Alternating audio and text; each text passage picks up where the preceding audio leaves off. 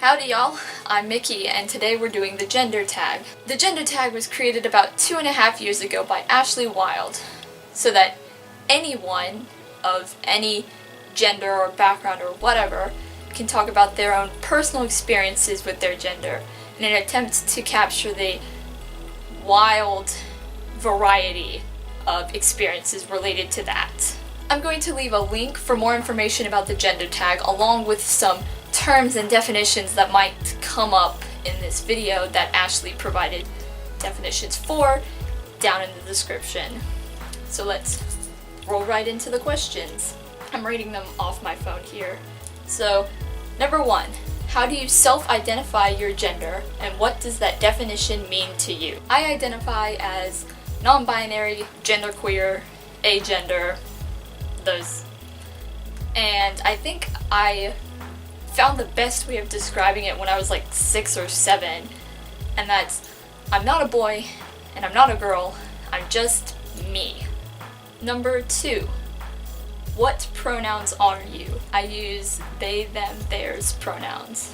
And I actually have this cute pronoun button I wear to school that I made, and my school ID has a cute little sticker on it.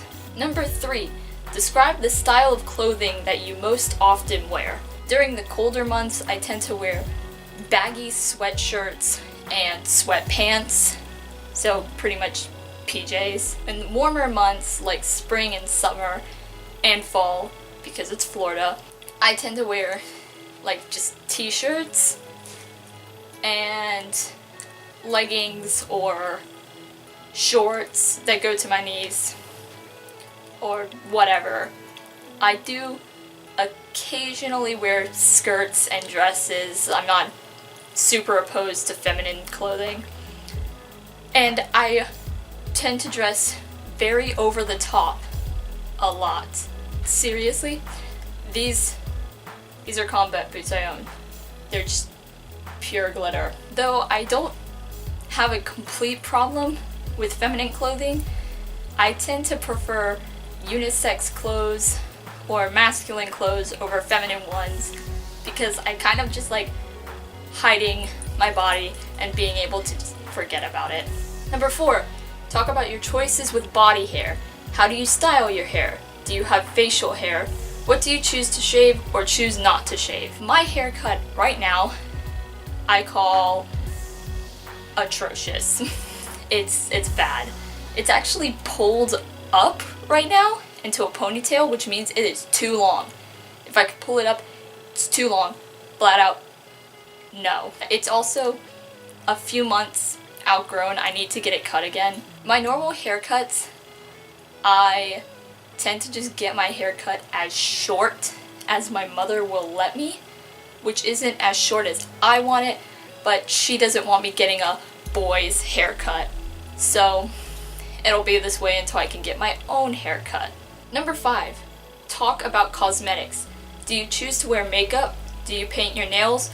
What types of soaps and perfumes do you use, if any? I don't tend to wear makeup very often. If I do wear it, it's super over the top. It's not natural looking at all. It's for art purposes as opposed to like, I don't know, makeup's normal use. I can't wear nail polish.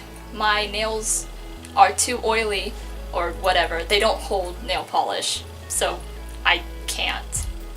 I do occasionally, and it will last for 2 days. I use these handmade soaps I buy at Pride every year, so I buy enough to last throughout the year. And right now, funnily enough, I'm using this. It's Transformation. Don't remember the scent, but it's a trans pride flag. I have 3 other soaps by the same person that made that, but I'm just gonna show this one, which is Ginger Ale Rainbow. And it's a rainbow. It's a gay pride flag. So that's what happens when you buy your soaps at Pride. You get pride flag soaps. And then you can be queer even while showering. perfect plan. When it comes to body sprays, I don't use them very often, but the one I use most often is Twisted Peppermint because I love peppermint scented stuff so much. Number 6, have you experienced being misgendered? If so, how often? Yes, pretty often. I'm not out to any family except my sister. So, yes, every time I'm around them. Obviously, I don't blame them. I'm not out. It still sucks, but oh well. At school, I am out to everyone because I wear that button I showed y'all earlier. I wear every day on every outfit, and there's a sticker about it on my ID, and I wear shirts like aliens don't have genders to school, so it's kind of obvious. If someone misgenders me there, it hurts more because they know that I'm non-binary, but people make mistakes and I'm way too anxious to ever actually correct anyone unless I'm like friends with them. So all in all, I've only ever corrected someone like once. Number 7, do you experience dysphoria? How does that affect you? Yes, I do. Mainly around chest, voice, so much voice, jaw, face, that kind of stuff. That's part of the reason I wear such baggy clothing. As I stated earlier, throw it on, forget about everything.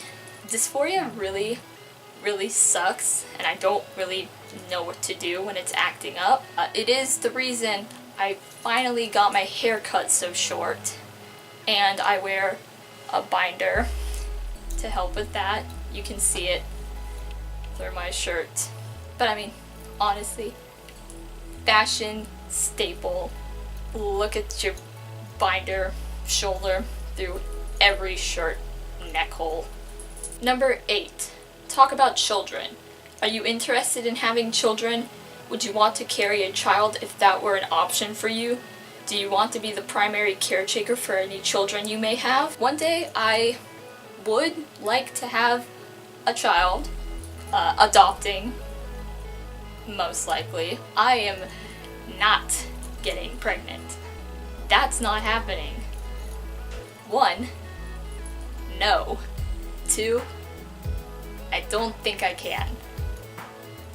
Oh well, doesn't bother me any. It is something I want, like, picture in the future, but it's not a necessity. Like, some people wanting children could make or break a relationship.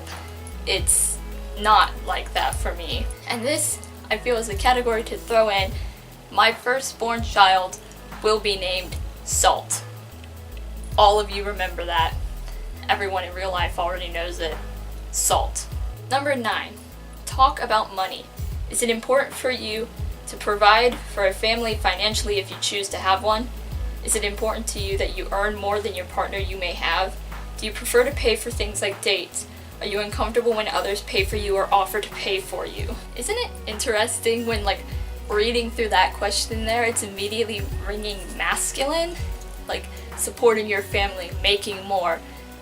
Weird that money's associated with gender roles. No, I don't care about making more than my partner, and being like that, like I have to make more than my partner, that doesn't sound great, does not sound healthy. When it comes to dates, my mom has a tendency with her boyfriends to pay back and forth.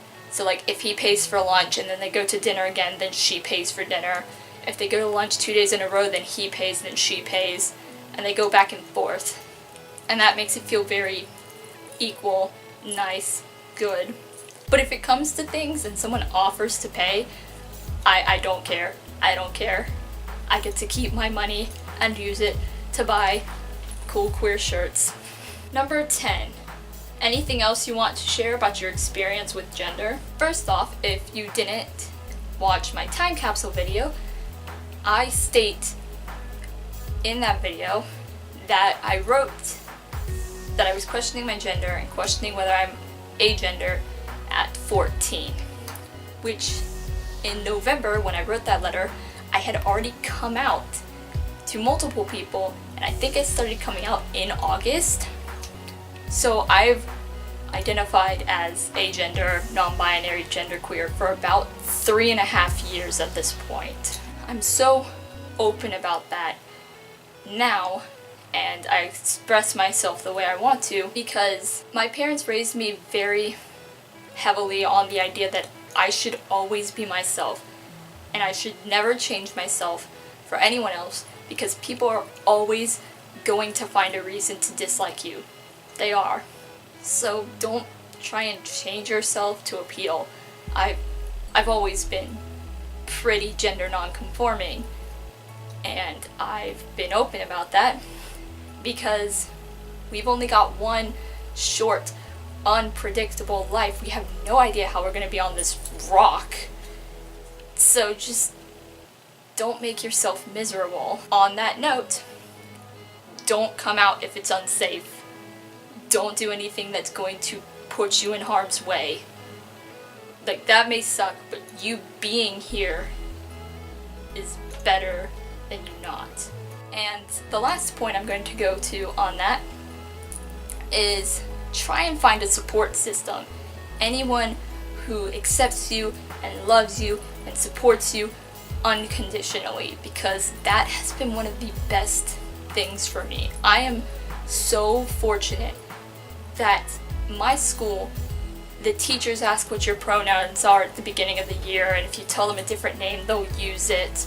The students are all really great. Students I never came out to somehow know my pronouns, and they correct themselves for it. And everyone's just really nice.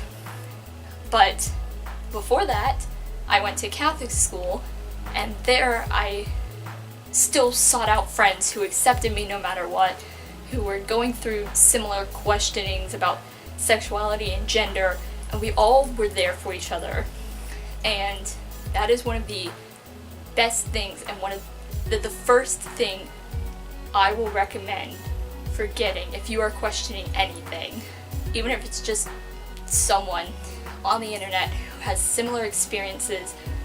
You're not alone. So just keep that in mind. Don't ever feel like you are. Because, I mean, at the end of the day, there are like 7 billion people on this weird rock, and I'm sure someone relates. So just find those people. Make a good, nice, chosen family. Again, if any of y'all decide you want to try and answer those questions, they are down there. We will see what the future brings, but for now, this is it. Ciao.